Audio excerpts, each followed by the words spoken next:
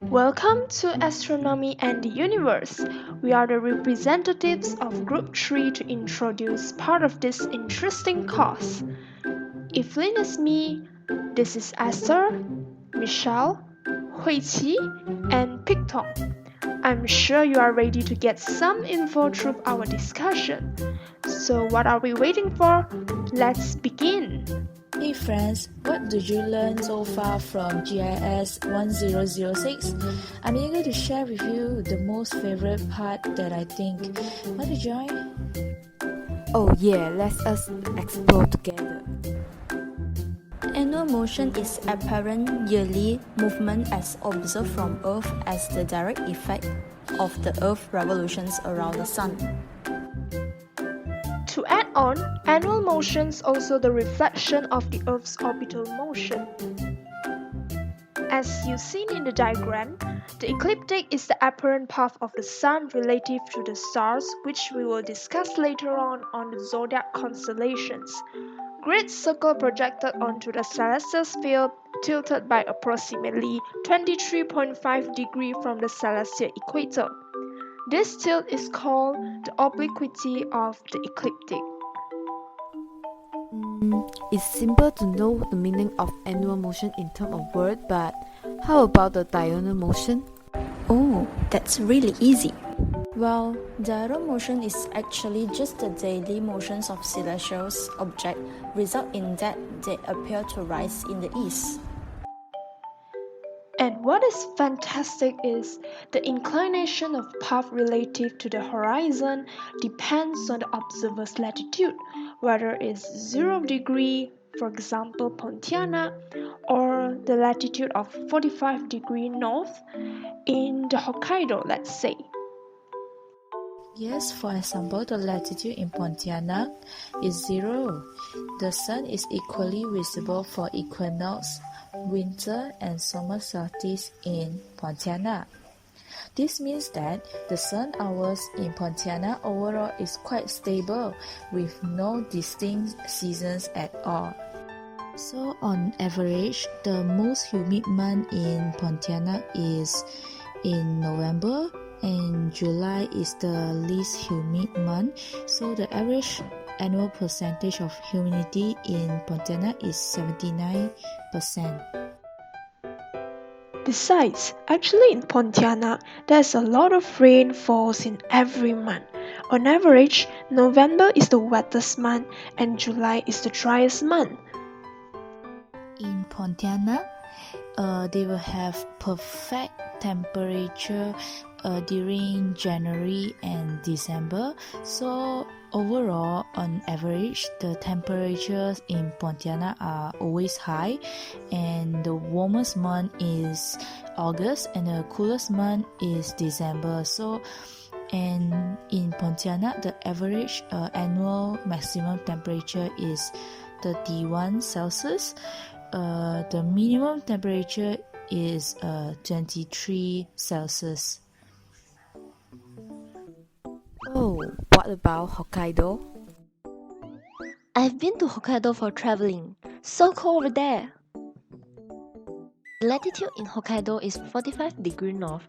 The sun is less visible during the winter solstice, equal visible during the equinox, and much more visible during the summer solstice.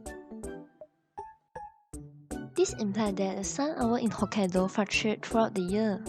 Therefore, in Hokkaido, it has 4 distinct seasons. From the graph, we can see that in Hokkaido, July is the most humid month, April is the least humid month. The average percentage of humidity is 69%. Yeah, however for Hokkaido, a lot of rain falls in the months of January, August, September, October, November, and December. So on average, September is the wettest month, but June is the driest month. Here's a deeper analysis of the effect of diurnal motion on Hokkaido. Let's see what happens. Let's see the effect together. First is winter solstice, end of December to mid-March. In December, winter lasts through with average temperature -1 Celsius. January, which is the coldest with average temperature lying around -4 Celsius. February, the average temperature lies around -2 Celsius.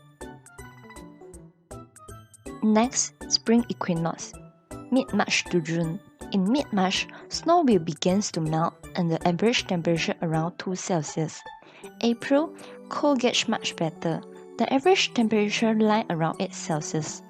May, which is the true start of spring with average temperature around 15 Celsius. June, the ideal month, not too hot and not too cold. The average temperature lies around 16 Celsius. Summer solstice, July to end of September. July, there is some days in Hokkaido where the temperature is high. August, the start of Hokkaido real summer. The average temperature lies around 24 Celsius. Mid-August to September, the temperature begins to decrease. The average temperature lies at around 19 Celsius. Autumn equinox, end of September to end of December. In October, marks the end of Hokkaido's short summer. It gets colder with the lowest temperature 7 Celsius and only 15 Celsius as the higher. November, typical the first snowfall of winter to take place in Hokkaido. The average temperature is around 2 Celsius. In summary, the tilt of the Earth causes different areas to receive different amounts of solar energy, and that difference in solar energy received at different latitudes drive the atmospheric circulation. Pontianak is a tropical place with no distinct seasons at all because it passed by the equator, which is the closest to the sun. While Hokkaido is mainly perceived as a snow country, but it actually does have a summer weather during the month of July. This is because due to the higher latitude. In Hokkaido, we can actually enjoy 4 distinct seasons with no raining seasons and a cool, refreshing summer with a low humidity. Guys, you all are so amazing. But I'm currently interested in constellations and zodiac. But I can't differentiate from them. Can you guys explain to me? So far as I know, people long ago connected the brightest star into configuration called constellation. Yeah, that's right.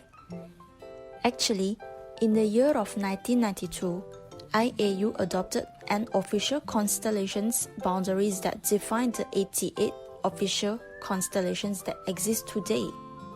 As the sun moves along the ecliptic as seen from Earth, it's actually passed through 12 constellations that known as zodiacs. Those are actually very familiar as a kind of astronomical calendar. So, what are the zodiac signs for you guys? We are Cancer. I am Taurus. That's for northern zodiac constellation which including Pisces, Aries, Taurus, Gemini, Cancer, and Leo, and they are located in the eastern celestial hemisphere. For the southern zodiac constellation including Virgo, Libra, Scorpion, Sagittarius, Capricorn, and Aquarius, and they are found in the west celestial hemisphere. Whoa, so what is the difference between those two? Like what Huiji explained earlier, constellation is a group of stars that form specific patterns and are recognized by mythological figures and have names attributed to them, while zodiac is the specific 12 constellations which are passed by the sun once a year. Zodiac constellations are the constellations which gives zodiac sign to people. Let's take a look at the location of both constellation and zodiac. So the constellations are recognized as the areas of the sphere called the celestial sphere, and the zodiac is located the path along which the sun moves through the zodiacs is called the ecliptic, which divided into 12 equal zones. What's amazing is how are they formed for both constellation and zodiac are different too. When prominent stars which are at a certain proximity to the other stars are grouped around an asterism in the night sky of Earth, they form constellations. While zodiac, 12 zones are passed through by the sun at different times of the year just once. So, the months through which the sun passes through them are attributed with the zodiac sign. Here's a clip to show how the constellation look like when going to a different area of the Earth. The ecliptic sun path is relative to the zodiac constellation, while other stars not along the ecliptic are constellation. The sun apparent motion affect which constellation you see at different time of the year. Because of the Earth take about 4 minutes longer to repoint toward the sun, the location of the sun with respect to the zodiac will changes. The sky rotates from east to west because the sun lag behind the star or zodiac. The sun lag Easter every day by 4 minutes, which is just under 1 degree per day. In 365 days, the sun will have complete one full circuit around the zodiac. Whoa, okay, so 88 are considered the official constellation recognized, while zodiacs have 12 sites lying Taurus, Aries, and so on. Yeah, you are right. This is a general clip for you to have an overall view for your reference. But not that the sun is in the opposite constellation, and that's why in the next diagram you will see the opposite dates occurs for the sun appearance in that particular cause constellation to be occur. In short, zodiac constellations are 12 specified constellations which has been picked because they help in time as the sun passes through them once a year. And the passage within a certain time is considered as the particular zodiac month. Zodiac constellations help in representing the course of the sun throughout the year or the calendar. Remember that all zodiac are constellations, but all constellations are not zodiac constellations. Whoa, that's cool. Thank you so much, friends. Thank you and hope you have a great day enjoying with us. Remember to stay safe at the moment and explore much about the universe. Goodbye!